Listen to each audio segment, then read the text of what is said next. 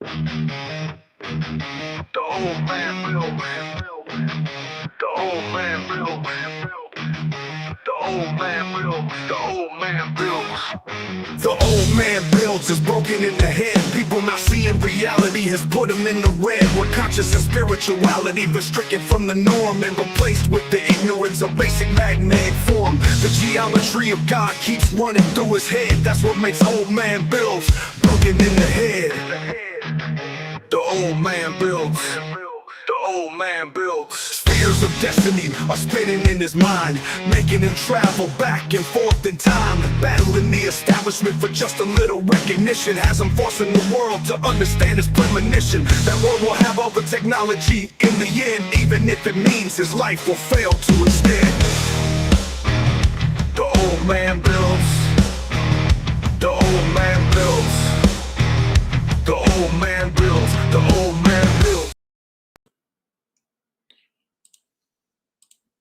Hello, everyone, and welcome. My name is Nathan, otherwise known as Old Man Builds. What's going on, guys? Paul, my neighbor's here, man, checking things out, looking for some stuff on some art bell if we want to make predictions at the end of the year. Probably be a cool thing, man. See what happens the following year. What's going on, crypto? What's up, Andrew? Man, you know what? Yeah, hit the like button. Help this thing go out, man. What's going on, me? Wayne, dude, we're rocking. Yanni's in the house too. Guys, look, we're coming into so many different things going on here. I left out a message earlier explaining magnetism. I hope everybody got to see it. I explained the simple process of how we go through things and how it actually builds out. And it is really a lot like Ken Wheeler's understanding for everything that has to do with magnetism. The one caveat being that we may not have a split in the center, though I really do think that there's one there. It just hasn't proven out yet. And that has to do with how the null zones built out. And we call null zones different things. Just so you understand this, the null part is kind of the ether itself and how it builds out in the center. We call it the null because it's in the center, but everything else from it builds out the ether, which is the earth itself. It builds out in a magnet the same way. It builds out in your Tesla coil the same way. We're seeing it in everything that we do. If you follow the line of how we lay out planets in our solar system, it does the same thing. We split right down the center on exactly how it looks because it's putting a null zone in between the two hydrogen atoms, or however you want to see that, in between the two. The two null zones split into two. So that's what it is. It's usually would be one, just like we see in Sean's Rav. But when you get into the solar system, you have to remember Earth puts one out, but then also the sun puts one out as well. So it splits. You don't just have one. Things like this build out in atoms all the time. We don't recognize them the right way because we like to call them everything in the world, but what they really are. And that would just simply be that we're in a magnetodielectric effect, and that's it. We have been for a long time. We've still been building it out the same way. The energy comes out the same way. The null zones build the same way. Say what you want, man. Call the things what you want. This is all the same thing. And the more we get into the RAV, the more that we understand what we're looking at and why we're looking at it that way. Not everything is what you think it is. For instance, people think there's north and south, and a magnet is positive and negative. It's not really. You're in the middle of a magnetodielectric effect with the center being a null zone, and all you have is more energy on one side than the other. That's it. What you're doing is you're putting a separation itself between the atoms. You're temporarily pulling them apart. That's it. You're causing distortion where there should be coherence. Once you do that, it creates that zone. That's what you're looking at. Once it comes back together, the effect is gone. That's why it's a half-life. It's a radiation half-life. It literally does not last forever. Everything's magnetism? No. Magnetism is a weak field. So is static electricity or potential energy. They're weak fields. The radiation field that we live in is in saturation, so we consider it a weak field.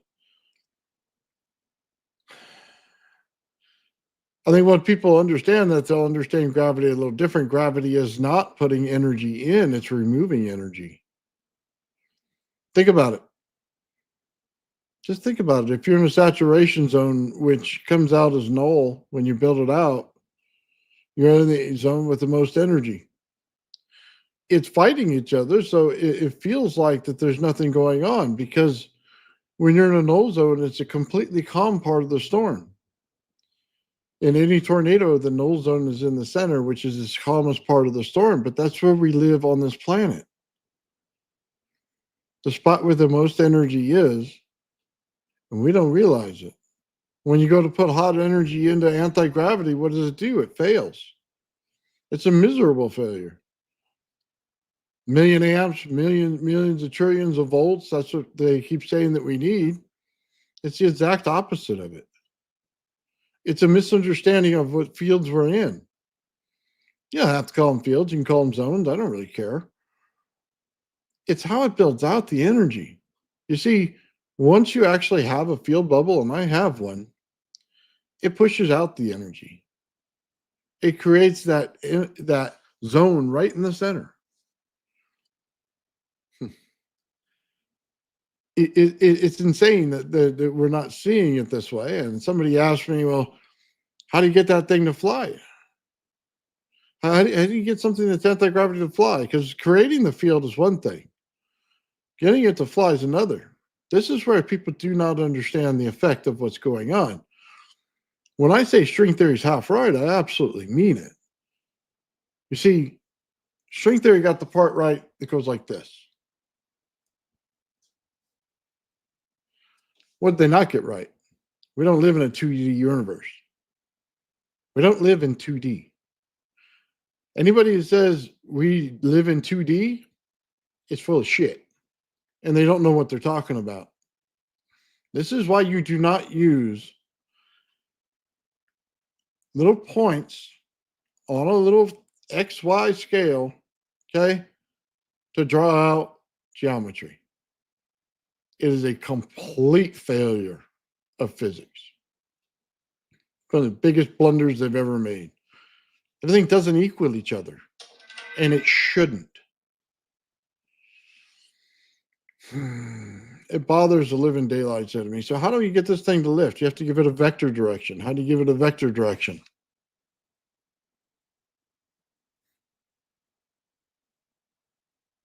It's not just one thing to create the capacitance between something. You have to create the effect of energy movement.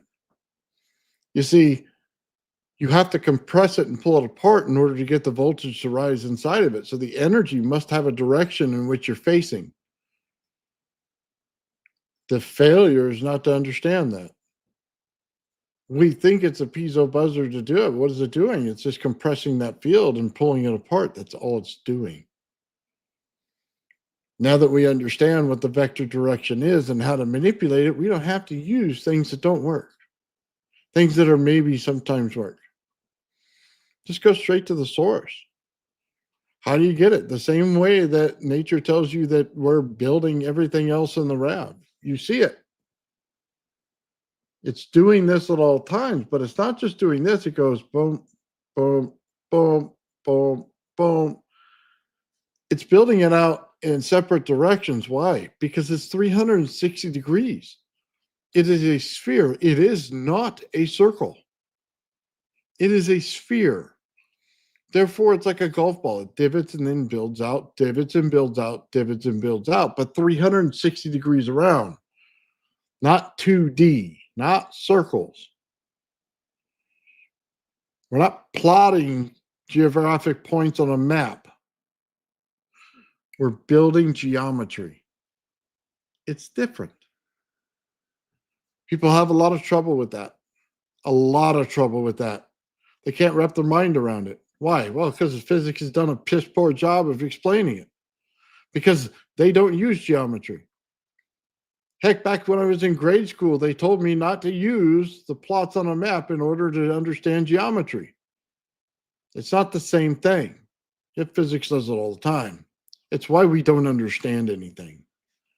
They want to intentionally keep us stupid. Well, things build out in dimension, in the third dimension which we live. Okay, we don't live in the second dimension. Somebody says that, they're an imbecile. Oh, it's so frustrating to ever hear that. Anti-gravity is fairly easy, guys. We live in a zone of energy. We need to eliminate that energy in order to gain buoyancy. How do you eliminate the energy? You build a simple sphere around the thing with energy to knock out the energy inside of it. That's it. That's why a bubble lifts. Go bubble outside. It'll lift. Why? Because it's a void of energy in the inside, but there's energy everywhere on the outside, and it's buoyancy. It's why things are backward in anti-gravity. Everybody thinks you need all this energy. You don't. You need a system that'll build out the field without a ton of energy in it. It's a misunderstanding in physics completely because they're still in weight reduction. Weight reduction is like, buddy, you're about 20 to 30 years away from your goal. Let me just tell you that right now, because you're not reducing any weight at all. That's not what you're doing. You see, I'll tell you the answer right now. Three-phase AC will reduce weight. Static electricity will reduce weight. Put in a bunch of amps, it'll reduce weight. By what? A very minuscule amount. Why? Because you're not tapping into the sea of energy around you very well. You're not even really interacting with it. You haven't even put anything in resonance yet. You have no idea how it works. It's not the most energy that you could put into something, it's the void of energy that you put into something.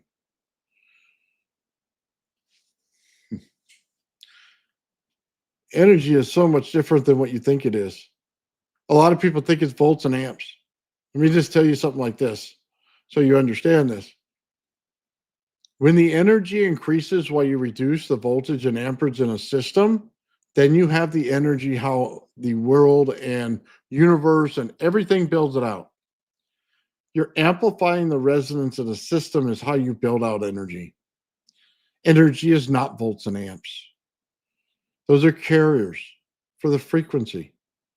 You see, everything has a scale.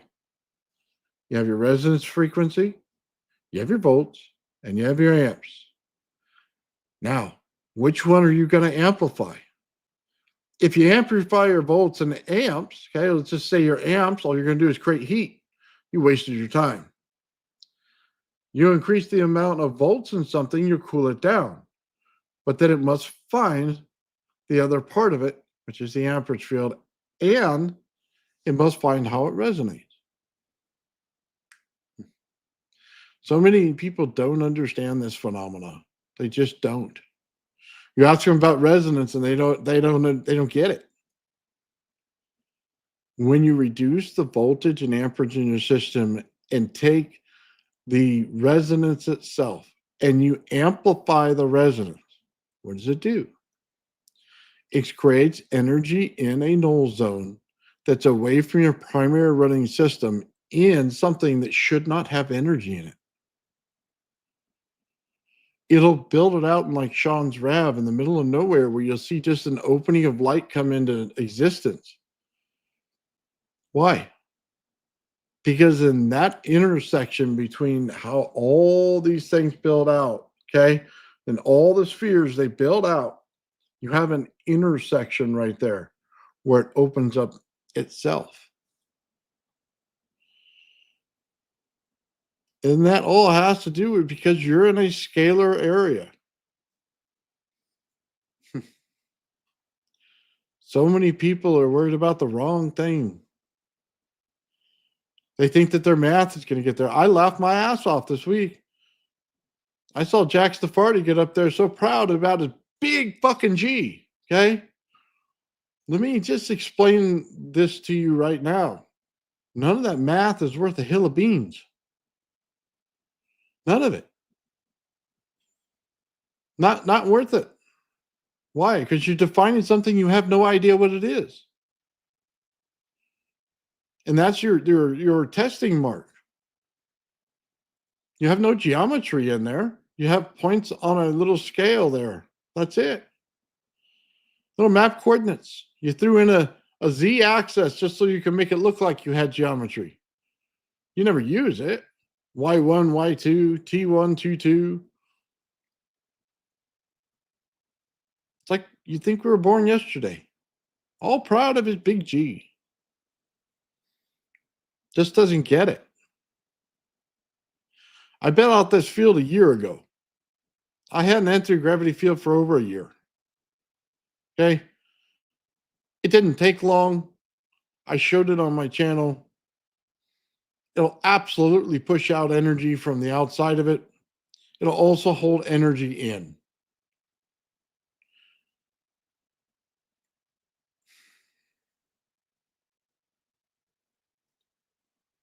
Some of this stuff, man, I had a guy today ask me to give me everything that I wrote down in the post that I made. He wanted it in algebra. Yeah, of course you want it in algebra because you want me to do your job for you. You want me to explain it on your terms instead of the terms that are correct. I won't do that. I started this show not to lie to people, not to go out and pretend that, oh my God, just so I can get a few more likes or something, I can pretend and lie to people. That's not my job. I don't give a crap about all that. I build things. That's what I do. When I do it, I evaluate what they're doing. And don't go outside those bounds with theories that don't make any sense. They must follow how things are building out. If I tell you that the way that it's working, it's because it's built that way, because I actually built it.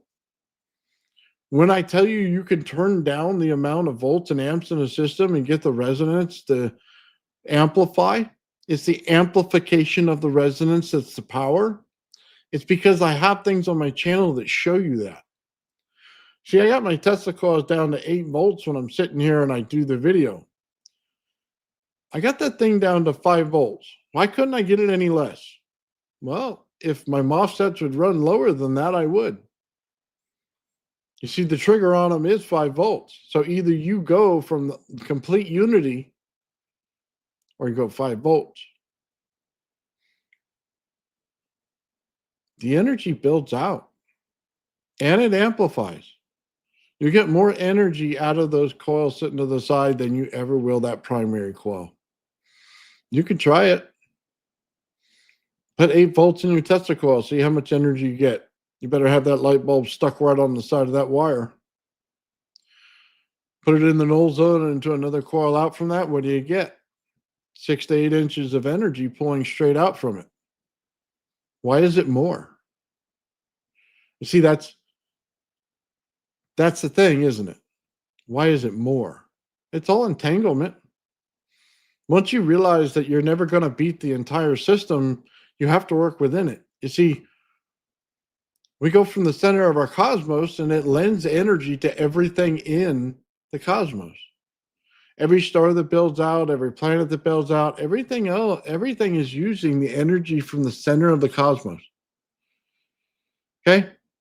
It just builds out and then returns back to the source. That's all it does. We're not going over unity with anything.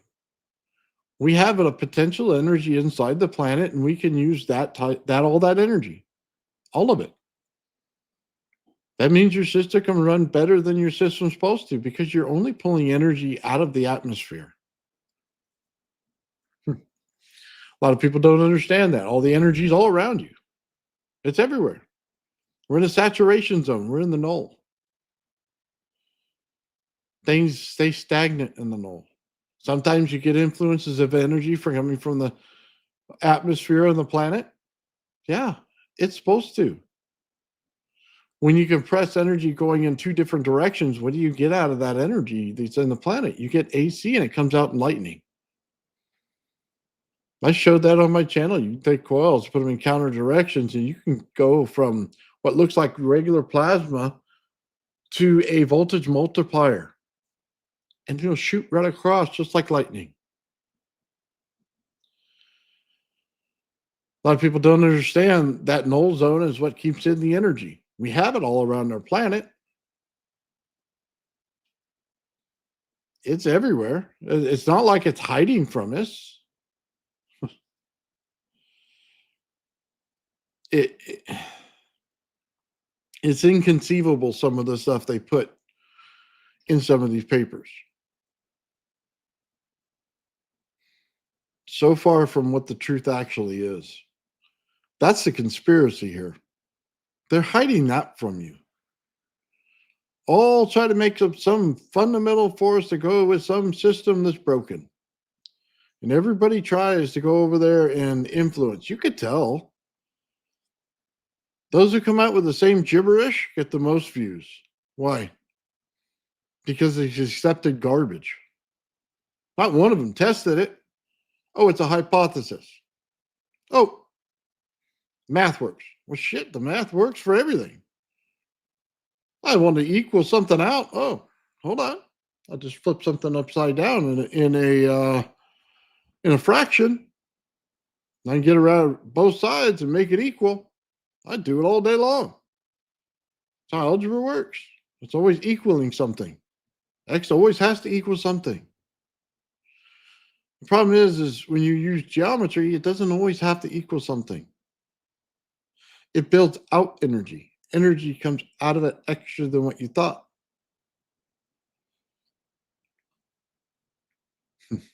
So proud of his field, Jack was. So proud. But I had it a year ago. I described it on my channel several times. Over a year ago. So funny, on a machine nobody wanted to work on. They just didn't understand it. They still don't understand it. And quite frankly, I don't know that I want to show them the answer.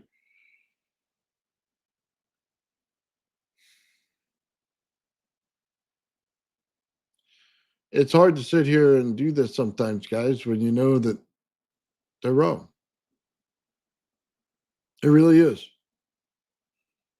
Now I have fun and stuff, guys, because hanging out with you guys is great. But watching physics, I get 10 minutes into it and I have to shut it off. If they make up one more damn thing, I don't know what I'm going to do. They just pull something out of their ass.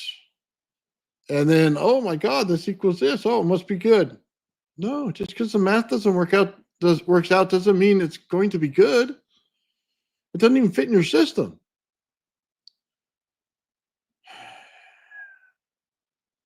You must build it to see it. I don't even know what to say, man. Some of it's kind of hard to watch. All the math in the world, not one bit of common sense. Anybody figure out we're living in a sphere? Are all those people in physics on flat Earth? Did they not get it? I mean, how did that work?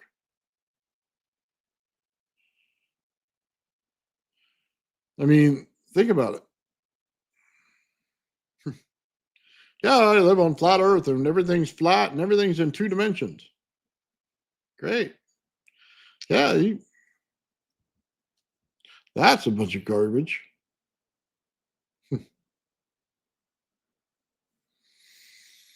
Well, anyway, that's enough of a rant for me, guys. When we build stuff out, man, it's crazy to see other channels and they keep going back to the same thing and they want to be different from physics and they regurgitate physics. And then we see it and we're like, okay, well, you have no idea what energy is. You think it's plasma. Oh, yeah, let's build out something hot so we have hysteresis. Oh, yeah, that works. Let's build it out even hotter. Yeah, that really works. You know, I got an idea for you. Why don't you go out and just light your bonfire out there and have some fun, man? Go have a beer. Because you're going to get the same out of it, man. You're going to get the same out of it. Look, building something that's hot inside of a chamber is not going to work for you. You want to go back to steam engines? Great. Chugga chugga choo choo, motherfucker. It's boring as shit. Okay. And we've already been there. You're not building it out right. You're not understanding what the cause and effect are. The only way you get a temperature differential is you put it in resonance. And the only way that you build resonance any bigger is the amplification of resonance while you lower the power. That's how you get the temperature differential. I'm not here to build steam engines. We're here to build out energies. We're here to build something better. Anti-gravity is easy. It's the opposite of what you think it is. It's why your stuff doesn't work.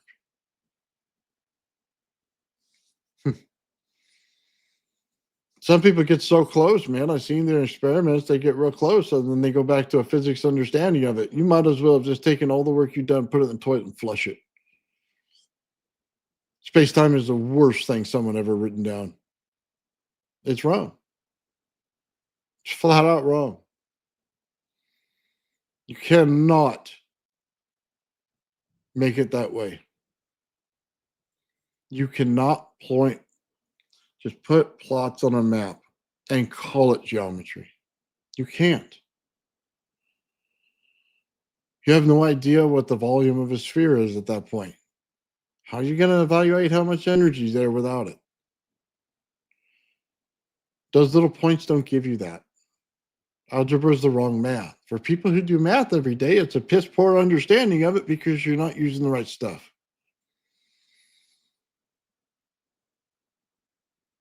Energy builds out an amplification of resonance. That's how true energy builds out. That's how you get a temperature differential between the two. That's plasma is an effect that you don't want.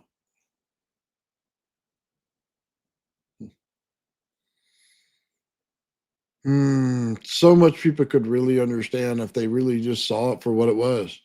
Take all your preconceived notions, put them to the side, and actually just look at it. Let's look at it for what it is.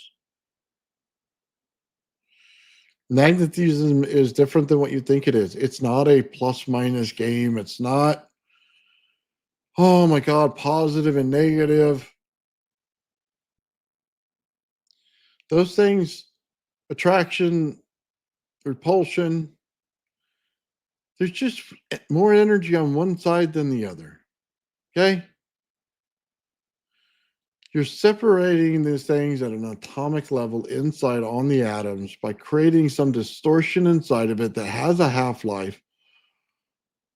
That once the half-life goes away, the effect goes away. And then it turns back into the same old thing you had.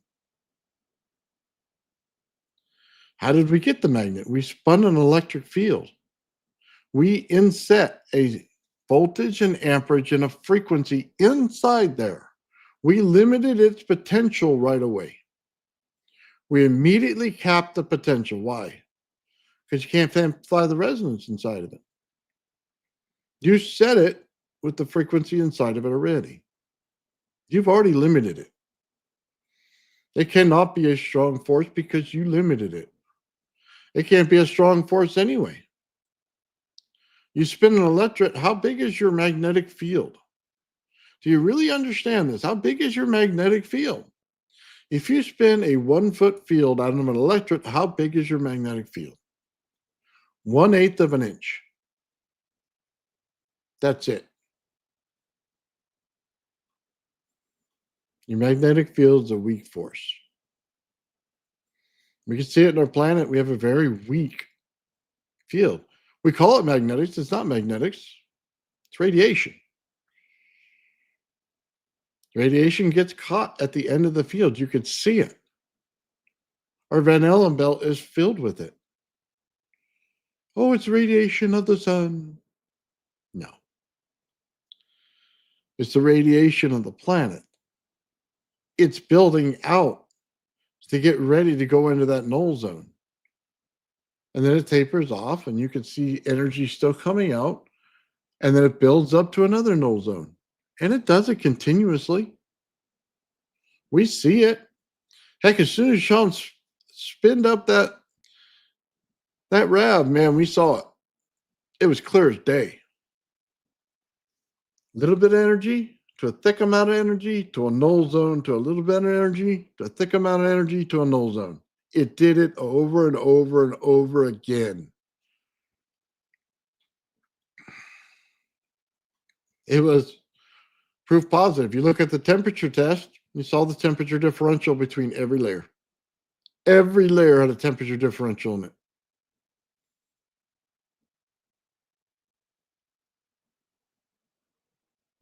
And that's what people don't understand. They don't understand how a system actually works. I got your end prediction, Paul. I'll put $1,000 and nobody figures out anti-gravity unless I tell them. That's it. They won't. They'll use the wrong math. They'll use everything wrong, and they won't understand anything, and they'll get it wrong. Jack Party doesn't have it. He doesn't have it. Okay, he's still worried so much about the big G that he doesn't have it. He's defining something that doesn't even exist. You have no idea how incredibly frustrating that is. You have no idea. Just none. I'll give you another prediction. There won't be a single whistleblower person out there or anybody else that'll tell us that there's aliens or not. They'll never come up with any evidence whatsoever of any kind of craft. There's another prediction for you. They'll put their stuff out there, they'll write another book, and they'll try to say all these hidden contacts they have and everything else under the sun. Okay? Will you ever get anywhere with it? No. Absolutely not. Never. It's a waste of time. You're going to get an absolute waste of time. Oh, I talked to the president. I did. So what? You talked in front of Congress. So what? Did you show me anything yet? Have you showed me one shred of evidence that looks like any kind of UFO craft? Have you showed me any understanding that you could have that builds something out? The answer is no. For all the books you wrote, for all the TV time you took up, for all the time people watch you, what have you done? Nothing. Hey, we could have sat around a campfire with a beer and you could have told me all your stories, man. That would have been great. But now you're just wasting my time. Sorry, man. I ain't got time for that. That's one thing, man. We'll never have. There's a year-end prediction for you. It's not going to come true. Are we going to find the answers in physics papers? No. Even if you find the answer, you're going to misunderstand it. I seen somebody come up right to the edge of understanding something, and they flat out said, "We really live in 2D." All right, you flat earther motherfucker. We don't live in 2D. Okay? Not a fucking chance. Okay? Let me just tell you that right now. Not a fucking chance in this world do we live in 2D. Okay? You may think that because that's the way physics papers are written. But physics people are idiots. You could show them something right to their face and they'll, oh, no, it's not written in physics. Oh, I'm sorry, it works. Why does it work then? How physics guy? Why does it work? I'm sorry, guys. We're not in 2D. We're in 3 dimensions. Everything must build out in geometry form. Heck, I got people that do not even understand how a laser works, but that's all they use. All they do is shoot lasers at things. Oh, we got time travel. I've got a green laser. Let me give you some BS story of math of how my green laser works to give you time travel. Come on now. We can do this. I mean, seriously. Are we that stupid? Do we believe that?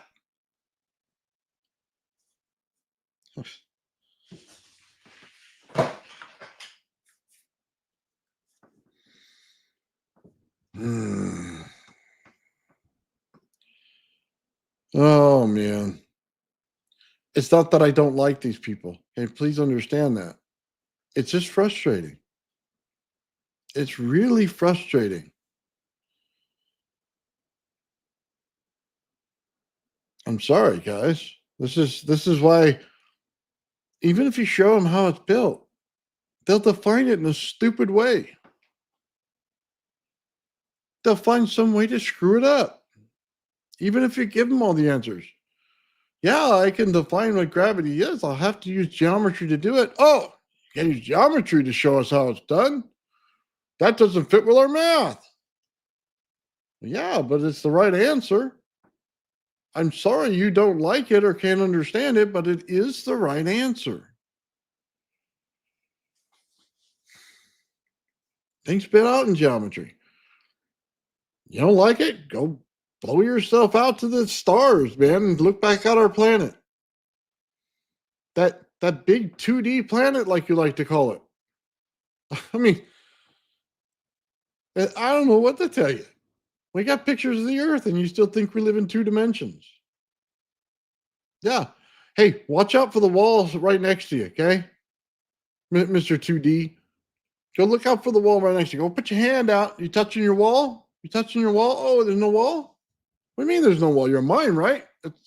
You're defined by the dimension, right? You got 2? Yeah, there's the wall. No? No? You actually are fat and skinny and seriously? How do we screw that one up?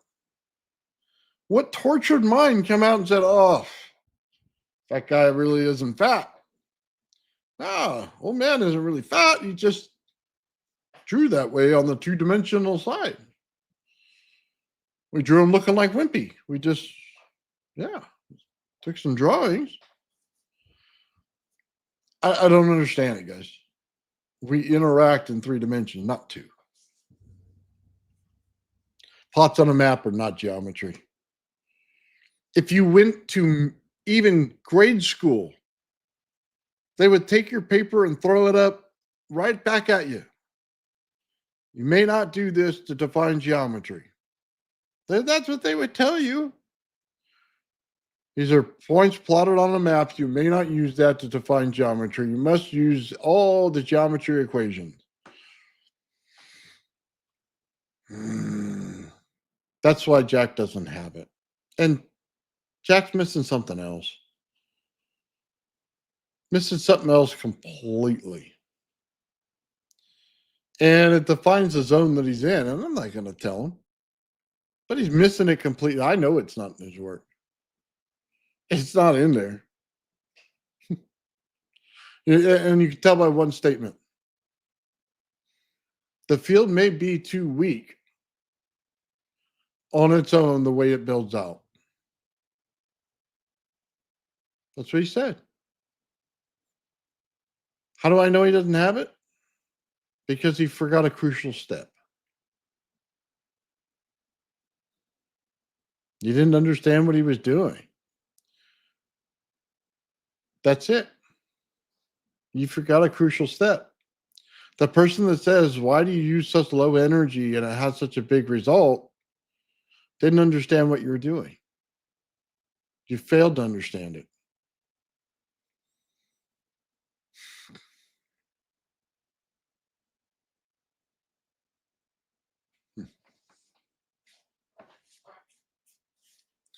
Anyway, yeah, I should have been done ranting a while ago. Probably pissed off everybody who watches. But that's what I do, guys. I'm sorry. I cannot lie to you about it. If it builds out that way, it's the way it has to build out. When I show you how you could take a Tesla coil and influence your DC flyback, I know how to do it. I could do it on that end. I could do it on the frequency end. I could do it on the capacitance end. I know how the amplification of resonance work. With the thing I wrote this morning, man, check the post. It's absolutely right. It also goes for null zones that build out somewhere. If you want to build out a null zone correctly and you want some kind of energy out of it, you better learn resonance. Putting in hot plasma into something doesn't nobody no good. You'll never get the return because you lost it in heat. Energy is not AC and DC. Please understand that. This is why I don't like the word electrical universe.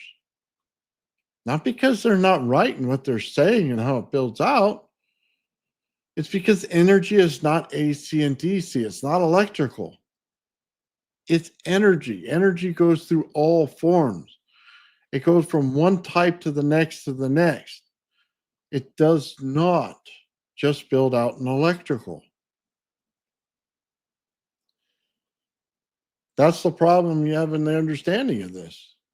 When it builds out in resonance and it's showing you it's doing it, and it's showing you the more you amplify the resonance itself, the bigger it builds out, you should listen.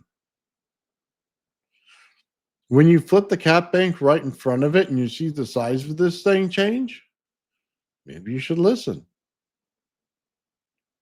When you can see that as you're doing that, you lower the energy from 15 volts down to 8 volts, yet the thing stays the same size because you change the amplification in the resonance, you should listen to that. All this is shown in the word. I left it out there raw so you could see it. I literally take the amplification of the resonance to bring it up and bring the energy level down on purpose. Because I'm trying to tell you something. No, it's not, oh my God, I can run things on 8 volts. No. The energy's in the amplification of the resonance. That's where it is.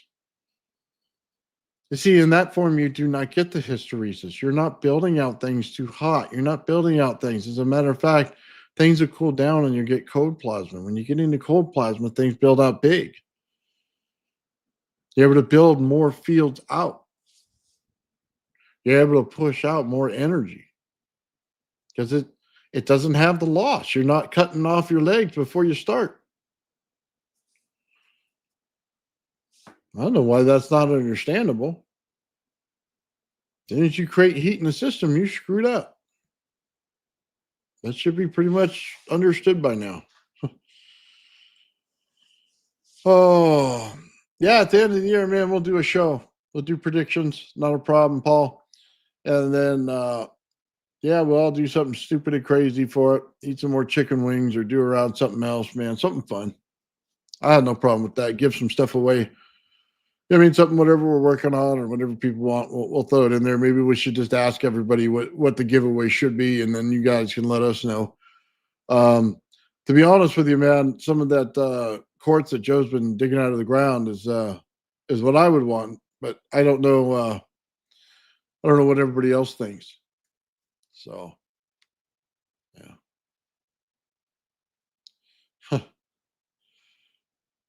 Share the new. You want a Tesla coil? That's not a problem, man. We gave it one away last time. We were going to give away 2, but the individual who won the second one was unavailable to have it. So I sent it to Joe so that Joe could do some experiments. So, yeah, I had no problem doing it, dude. Not a problem. We'll just have to figure out some kind of parameter for doing it. Not a problem. So, yeah, let me see. I'll pull up real quick. Joe sent me some shirt designs, and I got to get on that today. Just give me a few seconds.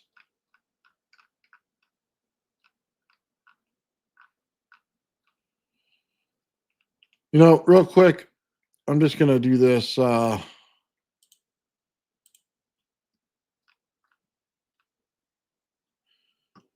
Let's see.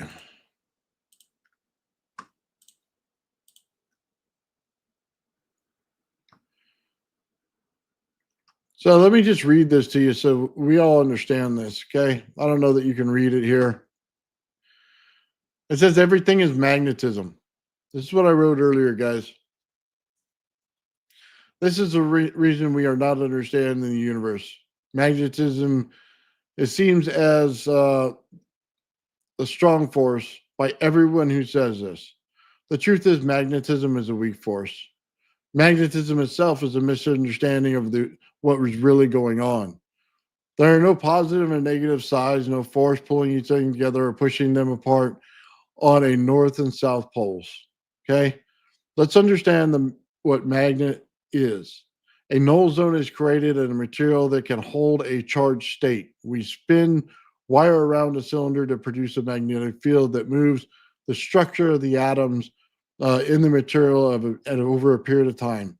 When the magnet is done, the magnet seems permanent, but it has a half life due to the inevitability that atoms will restructure themselves to the original position in a period of time. Okay. The state of all magnets is destructive interference. It disrupts the coherence of the normal matter. The null zone is an attempt by nature to pull the atoms back into coherence. The null zone has two charged sides, one more charged than the others. We perceive this as north and south, positive and negative. This is where the mistake is made. Magnets are the energy produced in different positions in the magnetodielectric scale. On one side of the scale, we will see voltage potential, and on the other side of the scale, magnetism. By adjusting where you are on the scale, you will see the positive or negative. When it is really higher potential energy on one side and more magnetic potential on the other. By changing the understanding, the null zone is demonstrating structure. Again, it demonstrates the structure. When you spin a magnet, the second scale of energy shows itself. It is the radiant radiation scale. Radiant is the energy all around us in an uncompressed form, where radiation is the compression of energy. Any magnet in motion will give off a radiant energy. We see as alignment of the field. Increasing the speed of rotation will compress the radiant portion of the radiation. When it is reached its full radiation potential and a zone saturation is formed. That's our null zone, guys. It continues to form them. From that zone, the radiant energy can pass through, the radiation cannot. We see that in the Van Allen belt. This is seen as a drop off of energy at a distance in a rotating magnetic field. Showed that on the channel. Each layer of the rotating magnet has a different frequency, and yes, it does. It changes every time you go out because it's changing the magnetodielectric effect as it goes out. As you move up and down on the magnetodielectric scale, adjusting the frequency of each layer, however, the null zone is in resonance. It does not change the magnet in rotation, which means it sucks. A magnet has a preset limitation in its process. By setting the null zone in one resonance frequency, specific application to the magnet, its semi-permanent state, thus limiting the potential. This makes the magnetic weak and unable to reach full amplification of the resonance frequency. Resonance frequency application is the amount of distance of the field at each layer between the radiant and radiation portion. It's pretty simple. Why is this statement wrong? Magnetism is everything. Magnets are an effect, not a primary force of nature. This is the same reason an electric could also never be everything. It all starts with creating the first null zone with two frequencies in resonance with each other, where side has more dielectric potential than the other has more magnetic potential. By limiting the amplification of resonance frequency, it can build out as large as the amplification will allow, which basically, once you limit it, you screwed it.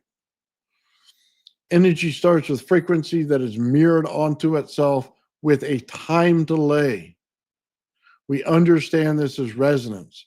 It is the potential difference between the magnetodielectric. It builds out in a radiant radiation field in saturation zones. We see the saturation as null, but that's where the most energy is. The amplification of resonance has the highest energy potential in the universe. Frequency equals 1 over time. Resonance equals amplitude over distance. The more accurate statement is resonance is everything. Sorry, I had to read it. It's 100% right.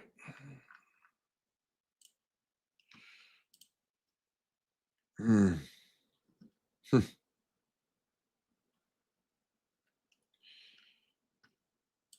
Anyway, here we go. This is one of the shirt designs Joe did. Take a look at that. The worm. That's from the rabbit experiment. Man, when we did it and that little worm thing popped out. That's pretty awesome.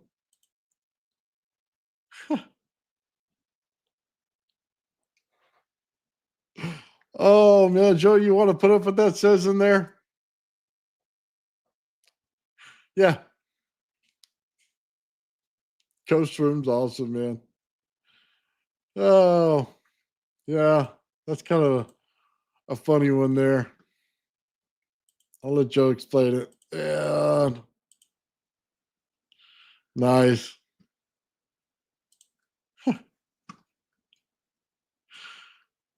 Oh, there you go. A little bit of attitude. I'm sorry, guys, I don't read well. I'll be honest with you. You're better off reading the thing yourself and understanding it, breaking it down, and seeing what it is. Okay. But sorry about that. All right. Wormhole. There you go. Nice.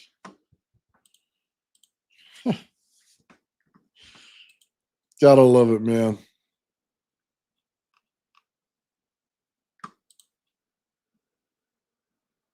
Okay. A little bit different than what we're talking about here.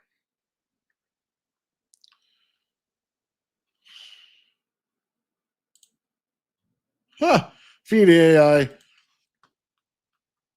Dude, I turned down feeding AI. No, thank you.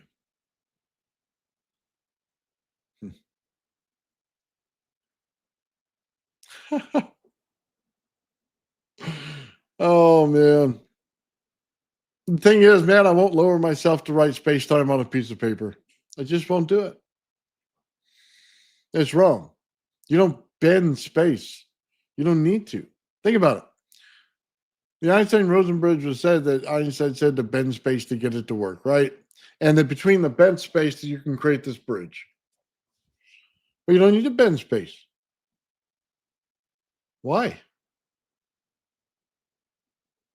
Just find the area you want to go into, match the resonance frequency, and go there. The RAV is showing you how to do it. You don't need to bend space at all. Space is already in a sphere. A lot of people don't understand we're hurtling through space. Did you realize that? Doesn't seem like it, but we are. Why do things keep coming into our solar system? And why are they doing it at the time predicted at the end of time by the Day of the Dead? Well, that's very simple. The reason they're doing it is because we've been in this area of the universe before. We're just spinning around the center of our universe, and we're running in the same space debris we ran into last time.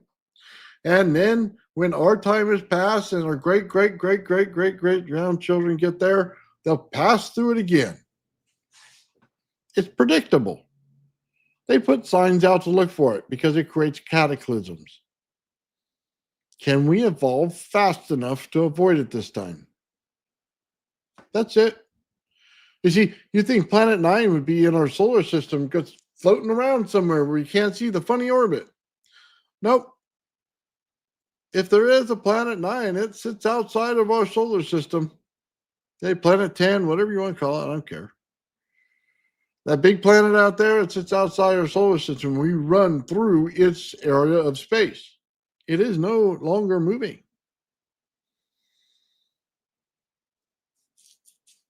That's it. If it exists, that's where it is. If it is a tail of debris that's coming through our solar system, then that's what it is.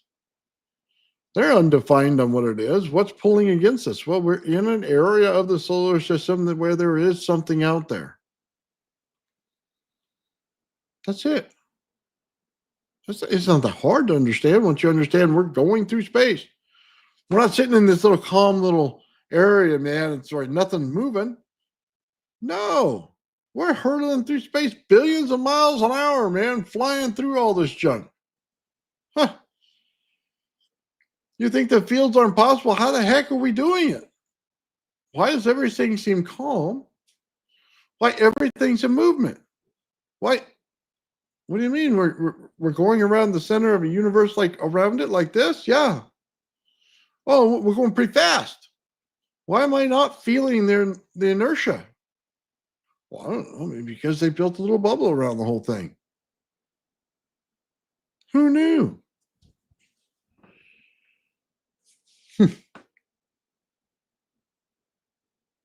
So ridiculous, man. They already figured out how to do it. We just had to listen. It's all. Well, I'll show you. It's all over the place, man. It's not like I'm hiding it. Oh man, we knew that this kind of thing was going on for a very long time. How did we know? Well, because there it is. I'm sorry, ancient aliens. That is not somebody's face. They told you what it was.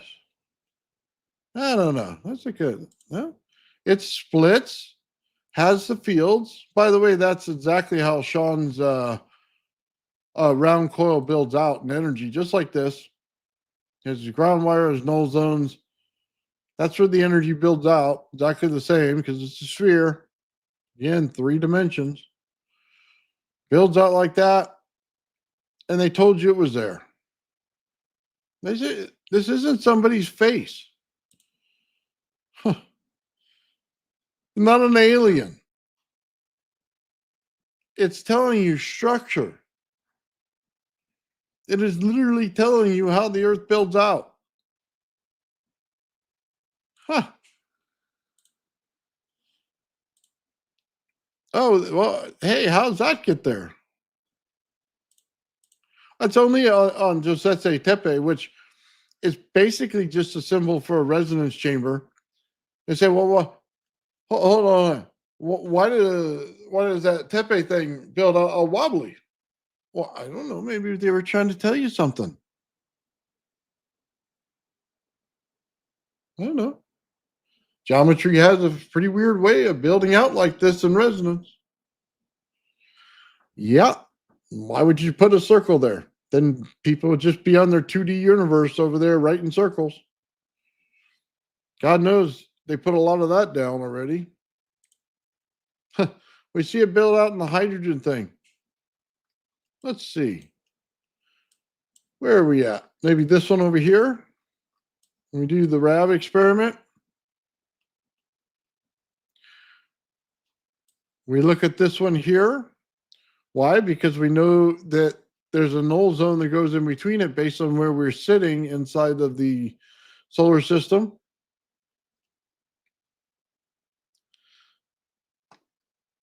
Where does the center of our galaxy come in? Maybe this one here? Would we understand that if I told you that? Oh, of course it's not showing it.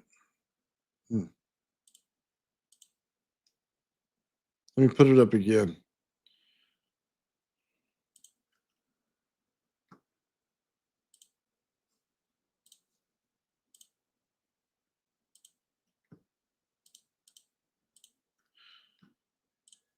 There you go.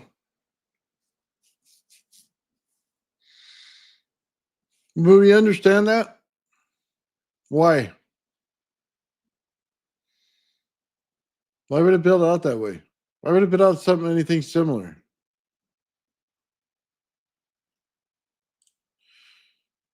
You see, what we're not understanding is something very simple about null zones. Okay? They build out at the angle where it shows everything. That would be the center of our cosmos, how the center of it builds out. You see, we misunderstand how atoms even cover each other. They think it's just little balls connected together. Oh, electron microscope shows little balls like this. How did they do it? I don't know. How did the atoms get stuck together? Well, they built out an energy field, and the energy field stuck them together. Oh, but does this energy field of this guy that builds out like this affect the energy field of this guy here on this one? Oh, you mean the energy field goes through the next one? So it's splitting the inside of it every time that one goes through it. Oh, well, then the one atom that starts out with this has multiple things that are split inside of it now. And that's how it builds out to a different type of atom. Because when you combine them together, they change the original source. Oh, well, then that would have been understandable. No, we just got protons and neutrons that don't make a damn bit of sense. And we got electrons hanging out over here in this fucking field. They're doing some shit we don't know about, and they're just flying around. Well, yeah, that makes a lot of sense. Yeah, sure does. Maybe about 10 beers down, it made some sense. Right now, it don't make a damn bit of sense. Yeah. Let's see if we got another one. I'll show it. I don't know if this one showed. And I don't know why this isn't working.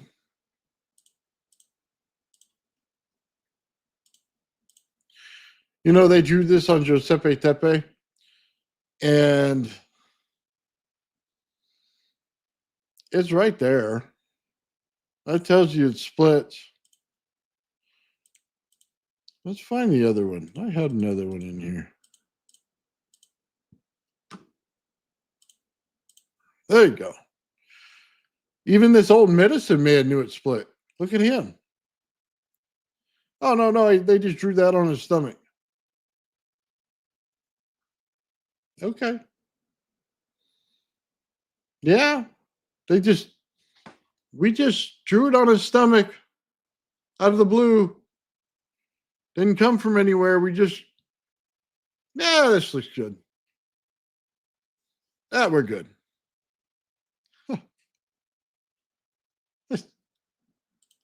Don't take history into account by any means. Don't.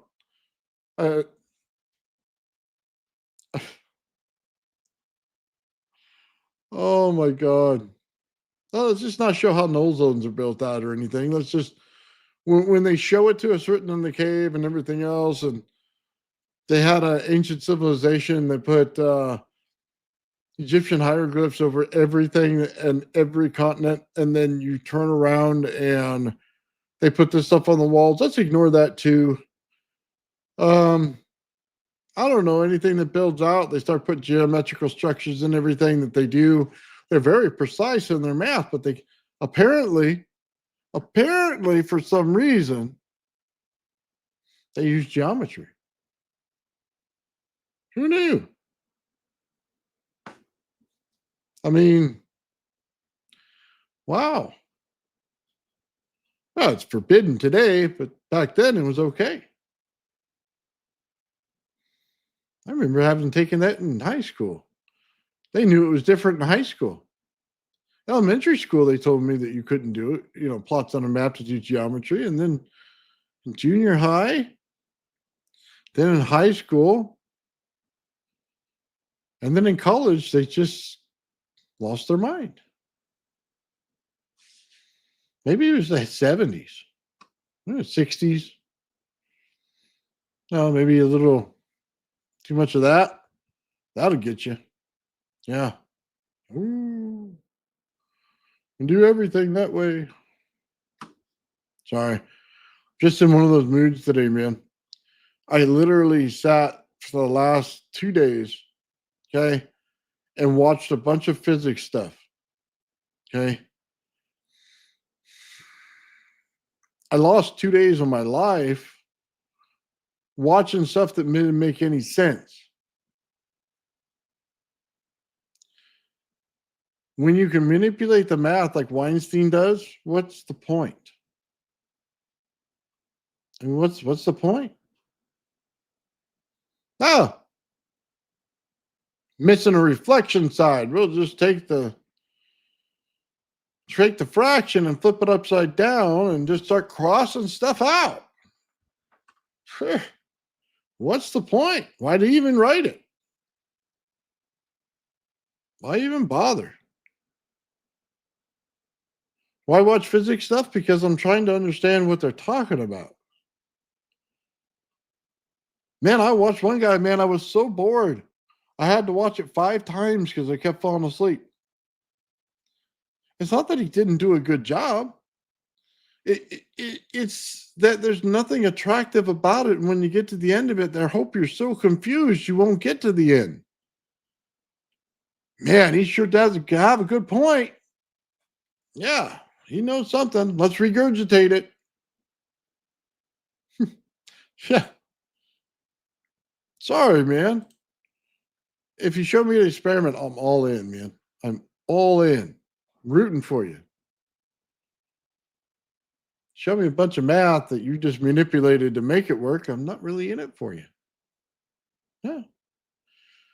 The teacher told me when I went to school, I was not able to change the equation. I must do the math presented to me based on what's going on.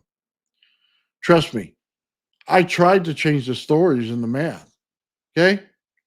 You want to go shopping at the supermarket, man? I made up little names and, have them say it in different words. Anything to make it less boring. They couldn't do that. Okay. Just couldn't do that. Oh, man.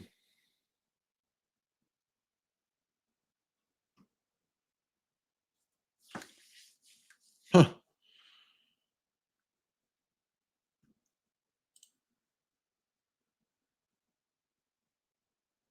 Yeah. Better. Yeah, it might help. Huh. Oh, yeah. I'm sorry if anybody out there is in physics got butthurt about this. I really am. I'm not trying to do that. I'm really rooting for people there. And I think some people are really smart. People know a lot about a lot of things. There's just certain things that are wrong. And they had to run across it. They had to have seen it and just turned a blind eye. That's really what it is. How could you know so much but see things in such a wrong way?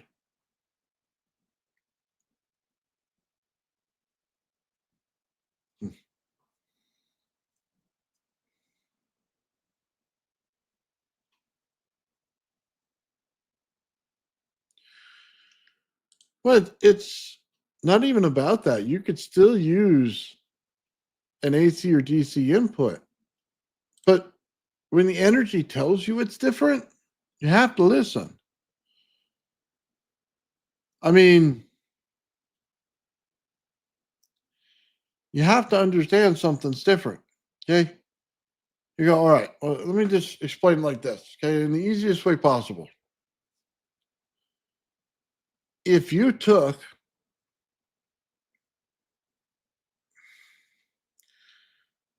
energy, okay, and you got it from, say, a windmill,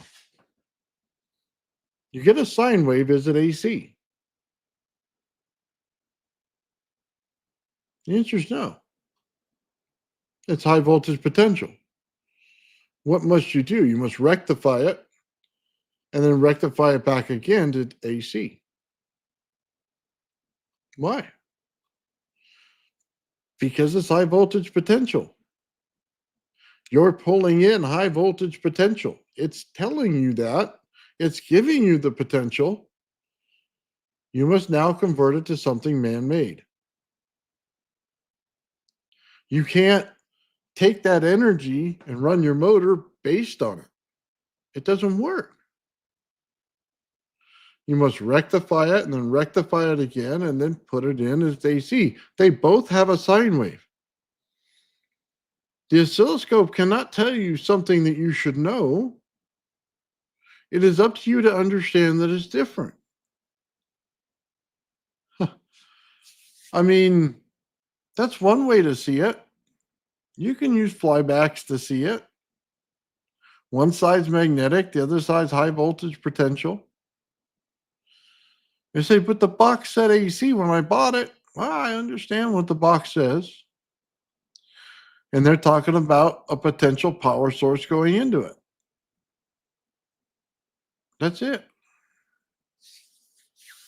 Energy changes on you. You can't keep calling it something because the box said it was. It's not true. It's just not true at all. You must realize that and do it. And this doesn't take very much money. Okay? Under $100, ZVS, DC flyback, put out the energy. Immediately you realize one side is magnetic, the other side is a high voltage potential. You immediately realize it. It makes a nice spark gap. It's pretty. AI doesn't need to tell me that. AI doesn't even know that. AI just keeps calling it DC. Oh, and there's schematics showing diodes, which don't exist. Wow, did we screw this one up?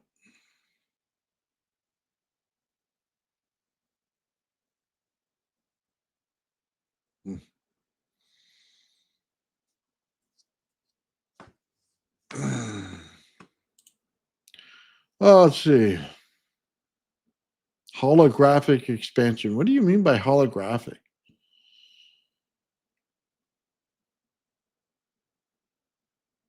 What's holographic? Are you mean that in a literal term or are you using it as a different term? Are we got holograms everywhere? Are we in the matrix? Or are you saying that it builds out in a mirror type of way? A cosmic mirror or something like that? I always get that one, man. Some people mean one thing, some people mean another. What's up, Papa Bale? Well, the Watts lie to you. Watts will lie to you every time in the system. Yeah. Voltage and amperage is a means to an end. The frequency is the most important part of it. How do you know that? When you put the correct frequency into your system that matches the pole that's coming into your house, what happens? The motor runs faster, better, with less energy. Why? What picked up the slack? The resonance. That's what picked up the energy slack. That extra energy you got, where'd it come from? It came from that.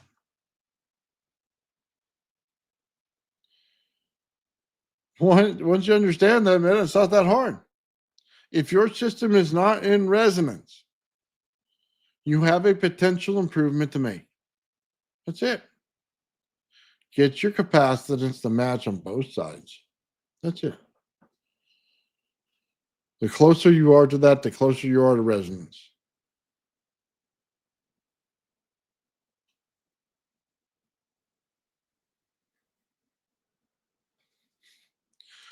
No, what makes it hard to fathom, I agree with you there. I mean, look, when we see that projection going on in the camera lens, that's like a fourth dimension.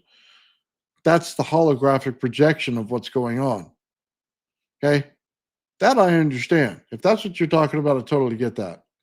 But if you're saying we're in a matrix, that doesn't make any sense whatsoever. Okay? So different in how you meant it. And I'm not trying to say it's bad or anything. I'm just asking.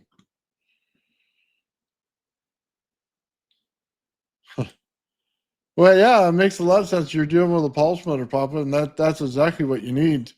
It's the closer, and he just put out a video, by the way, on him making the loop, right? Well, making that loop, you probably had to deal with those very specific things. That I have the capacitance right on both sides, that I have the frequency right on both sides, that I get it to slow down anywhere because it heated up a circuit. As soon as you eliminated those problems, man, that loop became easier and easier to make.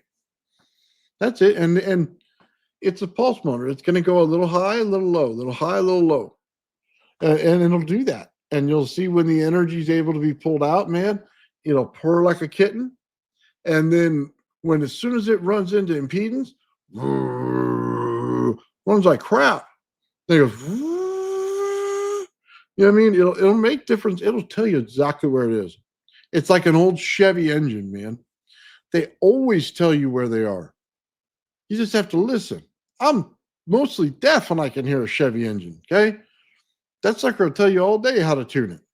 You just got to listen. It's the same process here. You're just tuning.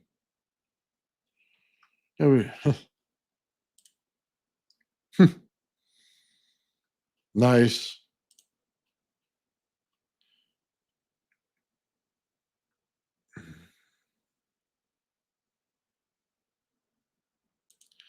You're looking for the okay. Well, how do I explain this?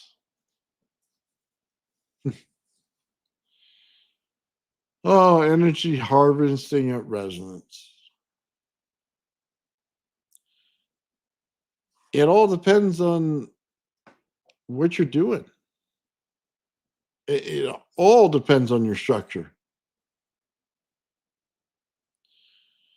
Yeah, it tells you when it's in the spot. There's not a question about that. It does.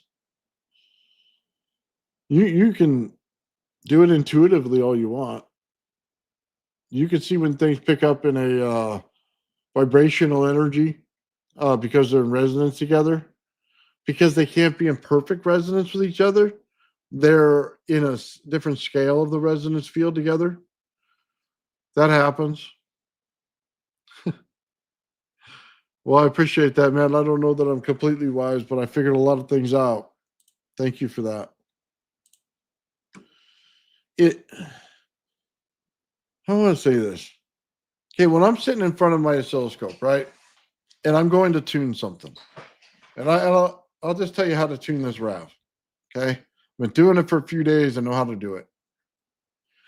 When you start to tune this thing, what do you have to do? Well, you start out with an original frequency. It starts out with a low frequency, and because it's running into impedance. Okay, it's running into the clay. So what do you got to do? You got to allow it to build the cathode end of it out the correct way. Mine does it in a different way than Sean's, but regardless, it still takes a point that it's coming down like this, hits it, and then it goes into a structure like this.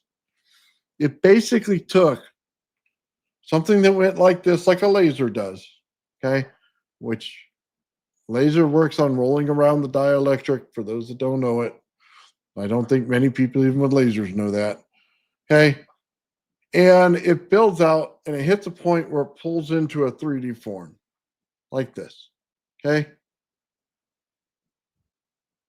When you want to tune something like that, the dielectric's just in a different place.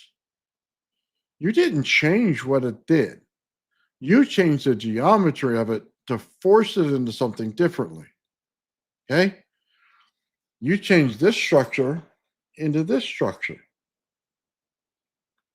The dielectric is still there. The null zones are still there. Once you know that, now you can start changing the capacitance of it.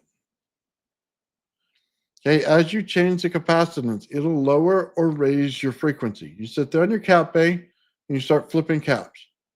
The frequency itself will go higher or lower based on which one you turn on and off. Okay. The problem is your amplitude's going to suck. The size on the oscilloscope goes like this. You have it set here in the beginning. All of us do. Okay, you set it where you can see it. When the amplification goes like this, you have a tremendous amount of energy. At that point in resonance, things in your room get hot to the touch but are ice cold. That's radiation. Just clearly put, that's radiation. Okay? You know you're being irradiated at that point. Okay, we should put the two together. You want radiation when you build the RAV. Why?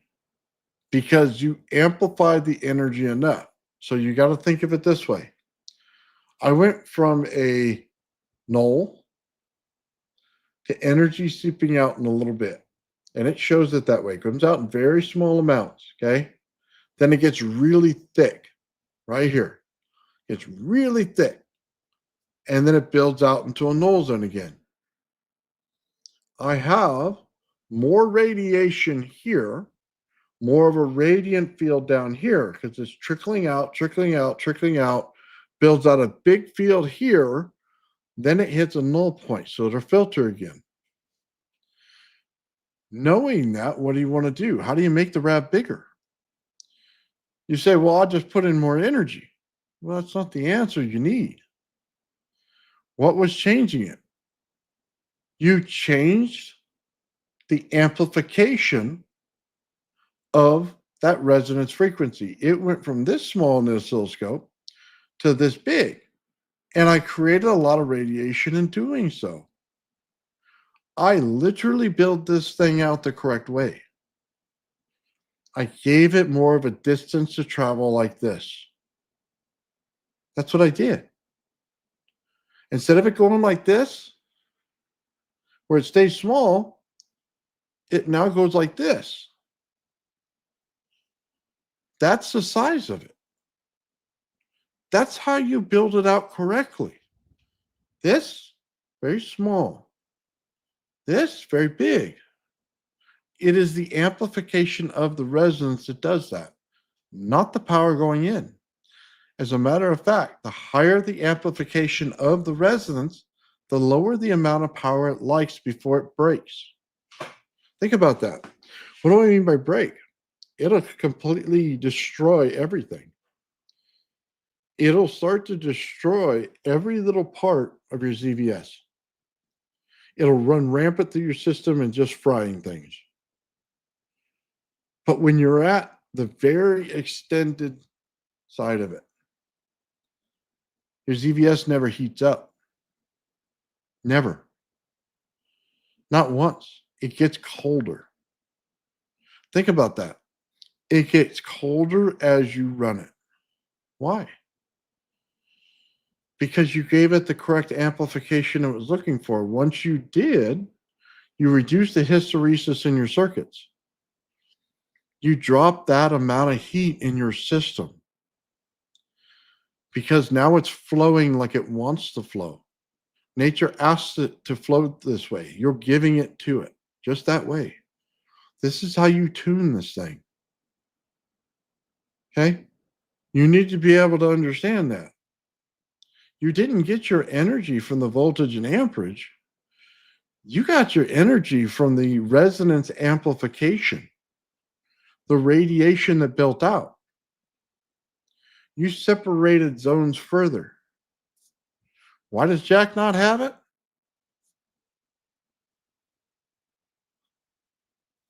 Can only build it out in geometry. You can only build that part out in geometry. It does not build out without it. Vector direction is different than taking yourself out of the gravitational field. You'll never move that craft without it. That is a fact. It's not in his paperwork. It's not in his patent. It's not in any part of it. You cannot use points on a map to do this. You must use geometry. This resonance, to build it out just like this. It's all around our planet. Tidal force. Do you understand it with the moon? Pulls it in and out. Right? We can understand that. Gets real down on the wave. Okay? It empties out all the ports, and then boom, it comes back. It goes again, it does it. We're continuously doing this. Gravity's doing this. Why? Because here's the test in physics. You put two plates together at 9 volts, you pull them apart, you got 1,000 volts. You created a vacuum in the center. That's what you did. You created a vacuum in the center. What did it do? It pulled the radiant energy from the surrounding area, brought it into the vacuum. All day. All day.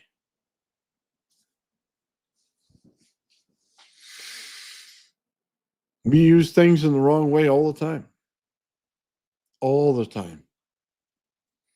We see the effect in a vacuum chamber. We have no idea why it's there. Yet, do we use it in our system? No. Unless you put it in a vacuum chamber.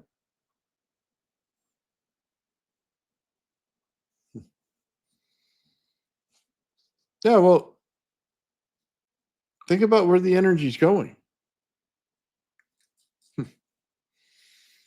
I mean, we have a zone outside of our planet. Magnetics here, it's the weak part. Magnetics in the center, it's the weak part. Do you really feel the magnetic field outside the planet? No, you don't. Can you throw up a magnet in the air and get it to magnetize and stay there? No. Why? Because the magnetic field's in the center. It's not on the outside. The outside is how your radiant field builds. It's where your high voltage potential is. That's why it's built this way. You're pulling in constantly. It's gravity. You're pulling in. Okay, but it's got to push back out. But it steals some of the energy pulling in. Why? Because the center of the planet creates hysteresis, which means it blows out heat. Therefore, some of the energy that pulls in has to stay. The rest of it comes back out. Where do we draw extra energy from? They always say we draw it from the sun, but how does it draw it from the sun? Because the sun itself builds out layers. That goes straight through our planet, creating the null zone. It's all right there. We stay in this particular spot because that's our zone. As we wobble in and out, the sun's wobbling in and out. We stay in that same zone. Wherever that sun's moving, we move with it. Okay? Stay in the same zone. Every planet, same zone. Same zone. And it doesn't matter if it's here or at this angle, all the same zone. Okay? It's not that hard to figure out. Tuning it's like an art form, man. Once you have it, you flow with it. What's going on, Gerald and Mike? Yeah, I've tuned things for a long time, man. I tuned my Tesla coils, I tuned my Rodin coil. And yes, Gerald, I have a geometry coil that I tune as well. All of them. Even the geometry ones, man. When you start building out different geometries and Tesla coils, not that hard to tune.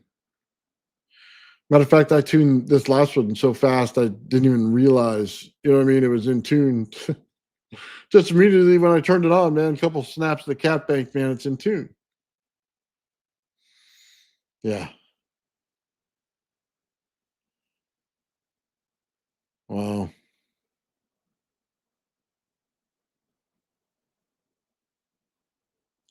Why does it look the same every night? Because we're in a field bubble. You got to realize the entire cosmos is in a bubble. And then inside that bubble, things build out as nodes. As they build out nodes, they build out a bubble around it. In every single thing, they build out a bubble. Why? Because nature likes to repeat itself. It has the exact same pattern. It doesn't matter if it's big or small, it's still doing the same thing. It's a repeater. It repeats, it repeats, it repeats. It does the same thing. The problem is when you go from something that's linear. So say you're going through a tube like this, okay? And then you go into something that has a sphere to it, you just went from a linear format to a time dilation format of time itself. Just think about that. You just went from a linear format. We are linear as people because we get old. Okay. We started decaying the moment we were born. We are in a radiation zone. We're going to decay. That's the way it works. You build it, likes the radiation, grows, decays, and dies. Okay. We're all built in this thing the same way.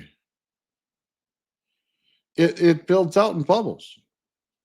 Hey, they're just energy. That's it. You can call it a field, you can call it bubbles, you can whatever you want. Okay. That's how I'm building. In a sphere, you're in time dilation. When you're in something like this, like a laser, you're in linear time. Okay. It takes this amount of time to get to this amount of distance in a laser. Okay. Linear time. You're in a time dilation field, it means something totally different. It's suspension in zones, is what it is now.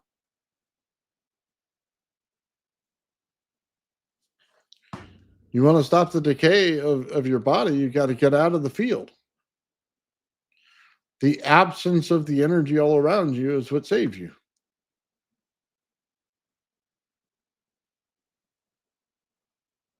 I don't know anything about what Jesus said, to be honest with you, and the wrong guy to ask.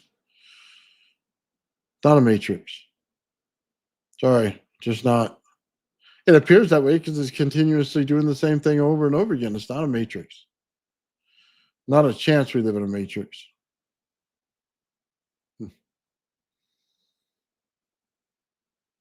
We live in a repetitive cycle, is what we live in. We're going to have big things coming through our solar system a lot now because we're in that zone. Have a great day, William. Oh, yeah, no matrix. Sorry. Not waking up one day with something shoved in the back of my skull. No, no, thank you. Huh. Oh, man. I'm showing you physics. That's the problem. When we build out the RAVs, I'm showing you how the energy works. It's not speculation. I'm not over here doing math problems for you. Okay. I'm not sitting there in front of a fireplace with a nice sweater and telling you a good story, getting out my brandy. I'm just not doing it. I'm showing you the experiments to build something out. There's a difference on this channel. I don't just read stuff and pontificate about what I'm reading. It's not what I do. I don't need to. I can see it built out. I build every experiment, show you guys what goes on. That's the difference. Yeah, that's all good, man. Yeah, we're just in a time dilation field. So would we know the time in Alpha Centauri? God, no. God, no. Would we understand how long has passed for them versus how long has passed for us? No. That's not how it's done. That's not how it's shown. They all build out in different times based on their own parameters that they build out in. All right. I have no problem then. You want to see something? I have no problem.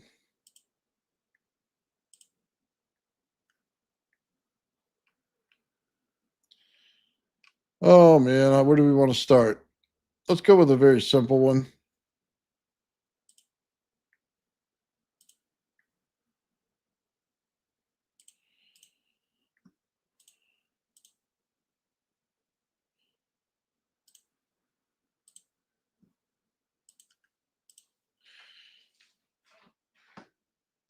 Look at the coherent structure of the plasma. I don't care if you call that a camera effect in the back or anything else. Okay. It makes not a bit of difference to me. What I actually care about in this whole process of building this is how it's structured out in building in resonance. Now you could say,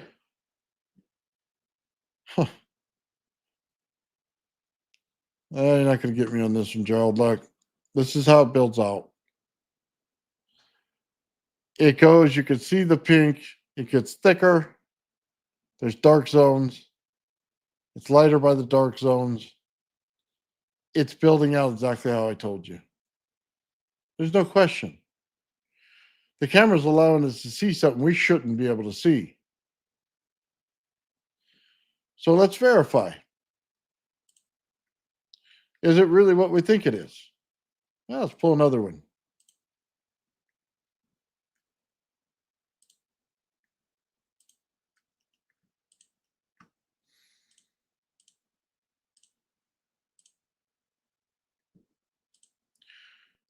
Here it is in the temperature differential. I just want you to understand the temperatures are different by a lot. This isn't a little bit, they're a lot different. Why are they still in concentrical rings? Why? The camera effect puts it in 2D, though this is in 3D the way it builds out. It explains the camera effect we saw on the other one. What you can't explain away is the temperature. It clearly shows the temperature difference. This isn't, let me show you the math physics. This is how it builds out physics.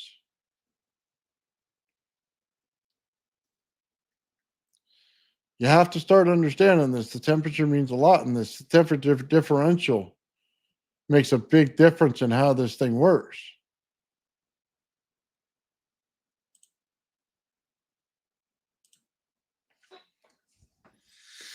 We can go on, man. I got 600 videos on my channel we can take a look at. I build out Tesla coils with energy. I run it into the mud and make energy out of mud. I'm showing you the finer parts of how this thing works. It built out in geometry, not 2D images. There's no matrix there. This isn't speculation. It's how it's built.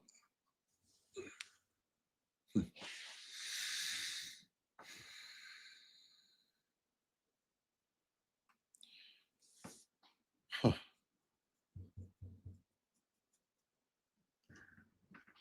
Nice.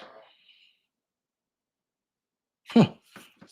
Mike's heading over Gerald's house now. That's great. Huh. You had a cool trip, man. I like the pictures, Mike. That was a really cool trip.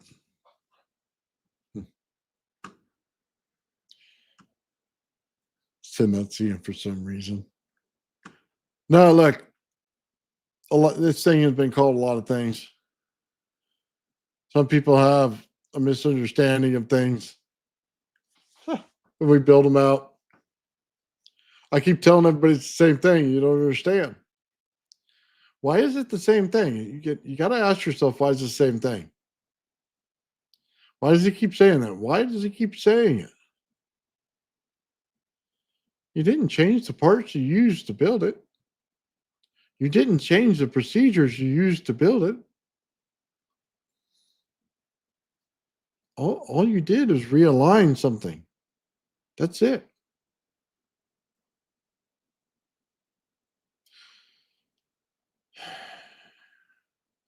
Well, of course, there's a whole lot more to it.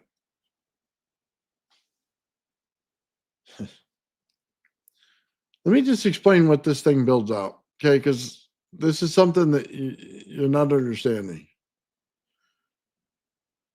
When we put the pi 10 out, it's a limitation on how big the universe would be. That's the representation, okay? The center part's how it builds out in the spherical sense. In between that, as it shoots out lasers of light, what do we get? We get areas where it tears a hole in it and it starts to build out its own zone. When it starts to do that, it ran into some type of impedance to build out its own zone. That in itself will become another rev.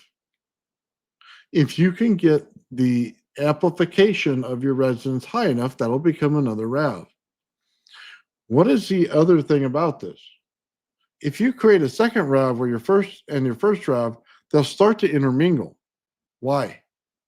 Because you used a linear laser like form. It goes around the wire. It does not go through the wire. It goes around it, propagates out through the null zone outside of that in a laser built into the geometry structure. But then it's going to go again from this back to linear format and back into the geometry structure. It's already shown us it can do it. What do you have to do? To build out frequency and resonance, you must create something with the right frequencies in it that match in resonance to something over here that does the same thing in another rev in order to get them to intertwine. That's it. You want a Stargate, that's how you do it. Your frequencies have to align. They can't be off. Not by any bit. They got to be on. Okay? Geometry twists and shapes itself in nature all day long. All day long. Once you understand that, it's not that hard to conceive of how you would take this, go into a tubular form like a laser, and build it back out. Go in and build it back out, just like that. It's not that difficult.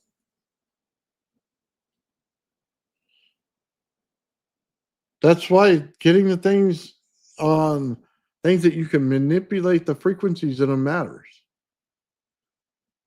You have to have the amplification of the resonance high enough. It has to be between the two.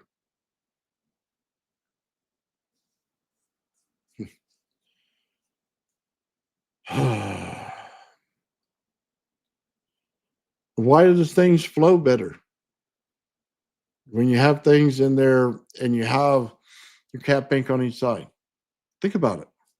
What'd you do? Well, if the energy flows on the outside of the wire, then by pinching it, you're slowing down the energy and creating heat. Well, what if you didn't pinch it and left it full blast?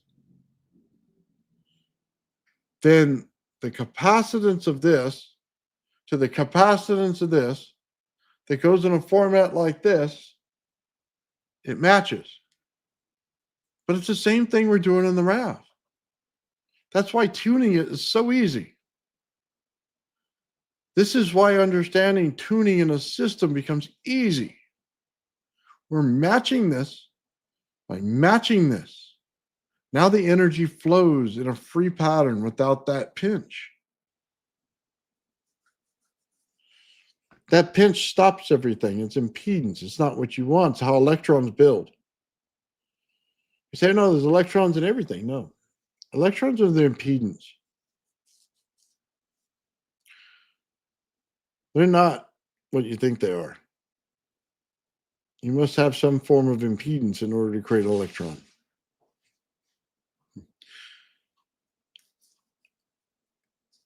You're literally just flowing energy. That's why when you say it's in AC, it's in DC, you're not paying attention to what you're looking for. Once you say those two, you're setting somebody's mindset into something that's wrong. Capacitance, frequency, those are the tuning tools. You turn down your voltage and amperage. I bet a lot of people think you need a lot of amps to run a Tesla coil. It's just not true. If I want to build sparks, daylights out of it, sure. Yeah, that part's true. If I want to run it in AC, you're absolutely 100% right. If I want to run it in DC, it's not right at all. Matter of fact, it's opposite. 9-volt battery, it has 9 volts and 900 milliamps. Not a lot. Not even 1 amp. Still runs.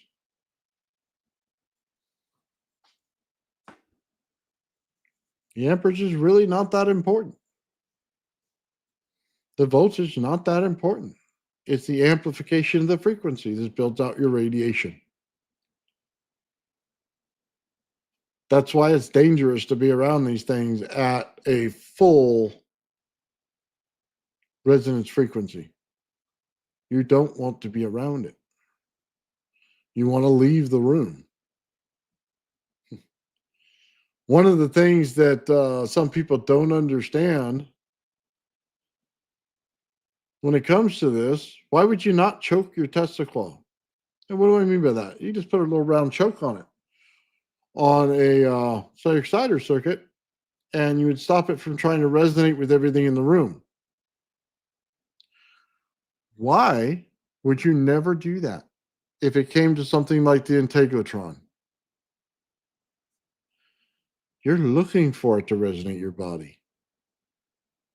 You're looking for that very aspect, not all the other garbage that's going on. That's what you're looking for.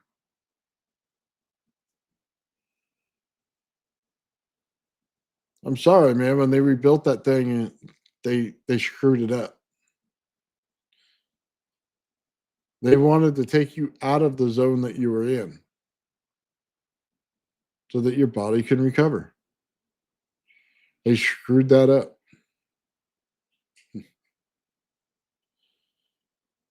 Oh man.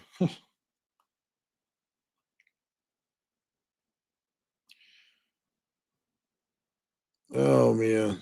Not everything in the planet's a positive and negative charge. It's it's just different energy. You can't you can't that's why it's all screwed up. You can't apply DC understanding to an AC system, and you cannot apply it to planetary physics the same way that you apply it to your other systems. It doesn't work. You can't even apply your battery to what goes on in a DC system. It's backwards. Oh, ground is not what you think it is. You all start off seeing a positive and negative. When you're done, you're going to see it has a high voltage potential and a magnetic field, not positive and negative. It's just a differential between the magnetodielectric effect. It's always been that way. Your tough to anode effect. I put it in so many things, nobody wants to look it up. It tells you exactly how it's working. Sorry, just telling you how it's working.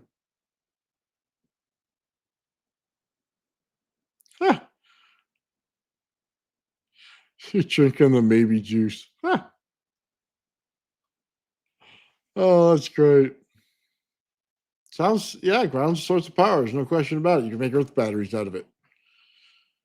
Matter of fact, you get more amperage out of the ground than you would in the up in the atmosphere. You get high voltage potential, and towards the ground, you get more magnetic effect, which means you get more amps in your system out of your battery from the ground. You're absolutely right. Of course, it builds out that way. But the amount of magnetism you actually get out of the ground is that much. Magnet doesn't do anything. There's no magnetic effect like that. It's in the core. That's why it's hot. It's literally churning up lava in the core because of that.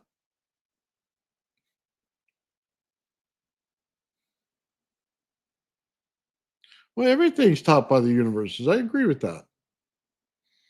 But you have to see it right. When we see the structure built out, you can't just say, hey, that doesn't exist. You have to say, okay, what did we miss? Where were our theories right and wrong? See, physics hasn't had been accountable for a long time. They're not accountable at all. Let's give you some high fluting bullshit and say that's the way it goes. Well, I'm sorry, it's not. We built it out now. Now we know better. Correct. Then we'll all get behind you. Just correct it. That's it. Everybody can correct their own work. It's all good.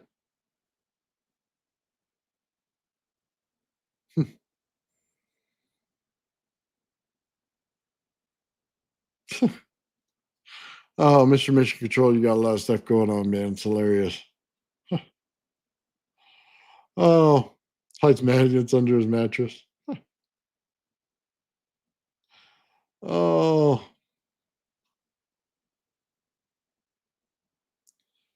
yeah, it's a misunderstanding of magnets, man. Totally misunderstanding.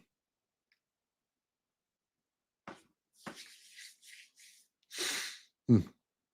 That's one of the first things I did on my channel is spun magnets, man. I wanted to see how the effects are going. Magnetism wasn't there. There's an amount that it builds out and it dies off real fast. And you can see it in the numbers, the energy coming out, and you realize there's zones that it goes into, and it doesn't drop a little bit, it drops a lot between zones. When it starts building out, man, it gets to a certain point and a massive drop off. Another point, massive drop off. Okay. By the time you get, this far from it and you're spinning, half inch by 2 inch magnets, you know what I mean? Half by half by two, and you're doing four of them, man, and you're spinning them, and you're about 12 inches out, you got almost nothing out there. Nothing. Yeah, it has a very specific way that it builds out and a very specific reason that it does it. Oh, man. Yeah, I'm showing the test. I showed my gravity flyer test where I did the field bubble. Here's the thing. You always see this thing. The energy to light up a light bulb around it for most people is 2 inches. 2 inches. Not long. That's it. How do I pull a 3-foot field from it? No, they still haven't explained it. Why do you hear my computer going off in the background in one test? And then as soon as I switch the things and I show you switching, the computer stops going off. Well, what happened? I can find the energy. I didn't change the amounts. I can find it. I wouldn't allow it to pass. It couldn't get to my computer anymore. Same amount of energy, it couldn't pass. Why? Because I can find the energy inside of a bubble. I forced it to build out that field. That's what I did. I no longer allowed it to go any further. Now, if I flip the fields and turn it on the rotating disc on the Tesla coil and did it the other way, man, I can throw this thing as far as I want. Let me just explain this. I could turn off your computer. I can turn it on. Okay. I can change the web pages that are going on your computer.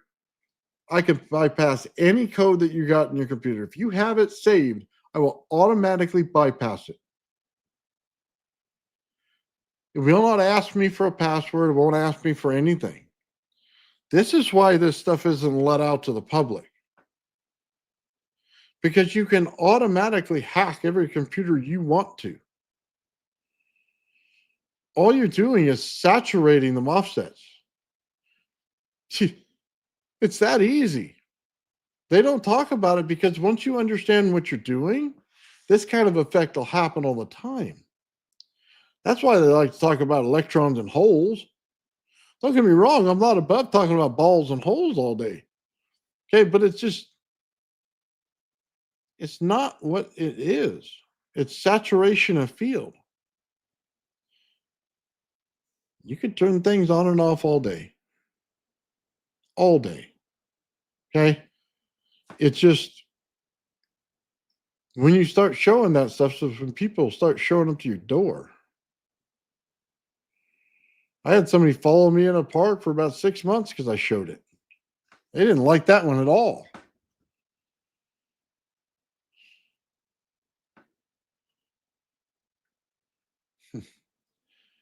Yeah, this stuff is not all that overly difficult. I showed it, like I said, I've had that thing for a year. I understood the compression of the null zone. It's not how big the null zone is. It's not anything of the type. Did you compress it?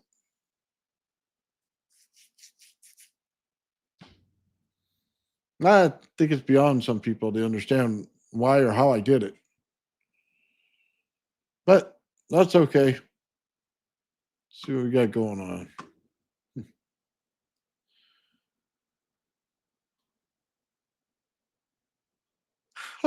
Has it show up his door in 30 years?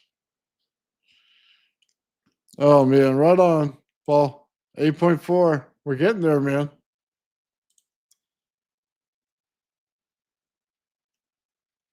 Thank you. I appreciate that. We're getting there.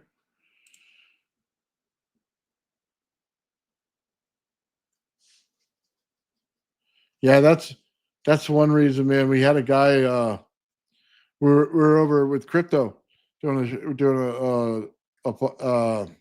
a show, man.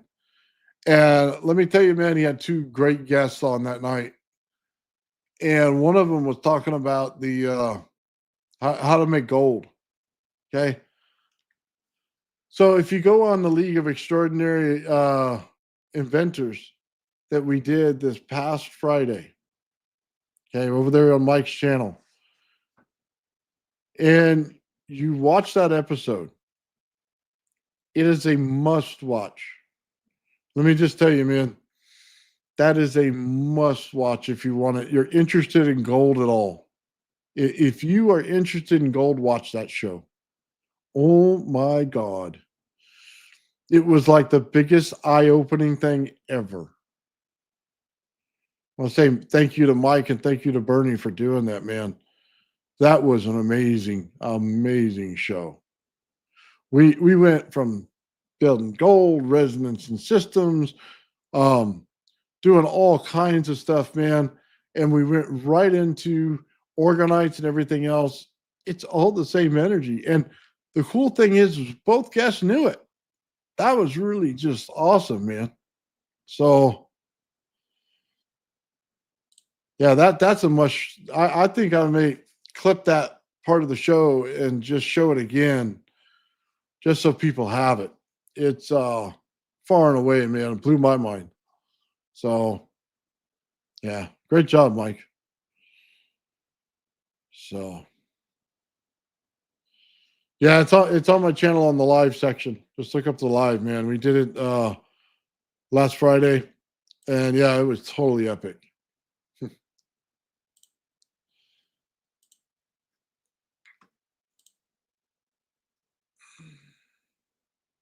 Yeah, he was telling you, God, what was it? Microwaves and man, I think he named off 3 different systems that created it. I mean, talk about a wealth of knowledge. Uh, yeah, dude, 3 different systems that created it. I should just title it freaking gold, man. That was insane.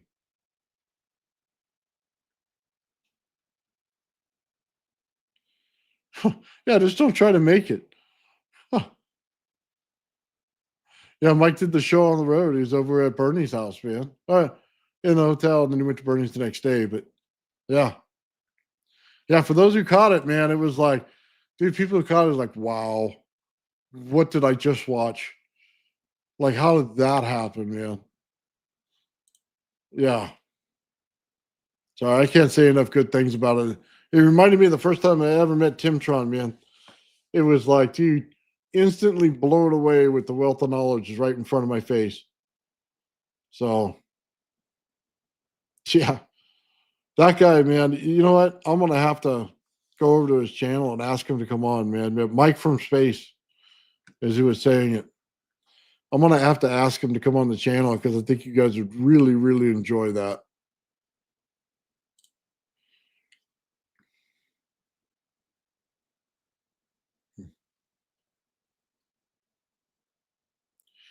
All right. You know what? Real quick, we did this last time. I didn't know if anybody wanted to do it this time.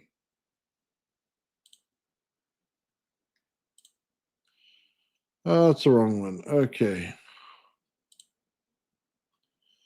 How do I? Oh man, I send things to myself to save them for later, and then I get a ton of emails. Sorry, guys.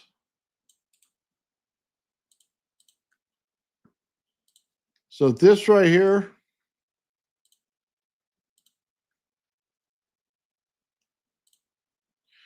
this is our Discord link, guys. So I set it up to be permanently on. So anytime you pop in there or something, generally I'll try to pop in right after the show. I mean, if someone's in studio with me, I usually talk to them for a little bit, but then we get over to the Discord and have a conversation. So if there's anything more you want to ask, talk on camera, whatever it is, you're welcome to do so. Usually I spend about an hour in there and then I got to go off and make dinner. But if you're into that kind of thing, man, there it is. So that's what we got going on. And I just want to thank Limited State for setting that up, man. He took care of me and set that thing up, man. It was really cool. On Friday, we did a after show thing, and there were a couple people in there, man. We had a really good time. So at least for the time that I was in there. So yeah, you can't have any of that mission control. No. Sorry. All right, guys. I want to thank everybody for listening to me rant today. I'm sorry if I went kind of crazy on some stuff. I don't mean any offense to it by anybody else. I really don't. And I'd help anybody get to the answer if they really wanted it. So with that said, guys, have yourself a great night, and I appreciate you. The old man Bill. The old man Bill. The old man Bill. The old man Bill. The old man builds is broken in the head. People not seeing reality has put them in the red. Where conscious and spirituality been stricken from the norm and replaced with the ignorance of basic magnetic form. The geometry of God keeps running through his head. That's what makes old man builds broken in the head. The old man builds. The old man builds. Spheres of destiny are spinning in his mind, making him travel back and forth in time, battling the establishment for just a little recognition. Has him forcing the world to understand his premonition. That world will have all the technology in the end, even if it means his life will fail to extend. The old man builds. The old man builds. The old man builds. The old man builds. Fears of destiny are spinning in his mind, making him travel back and forth in time, battling the establishment for just a little recognition. Has him forcing the world to understand his premonition. That world will have all the technology in the end, even if it means his life will fail to extend. The old man builds. The old man builds. The old man builds. The old man builds.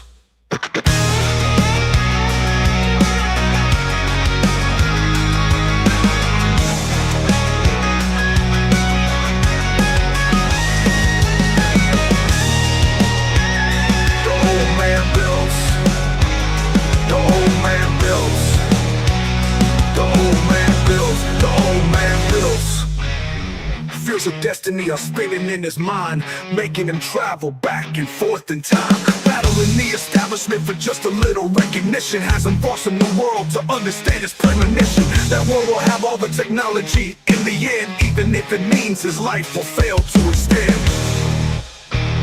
The old man builds.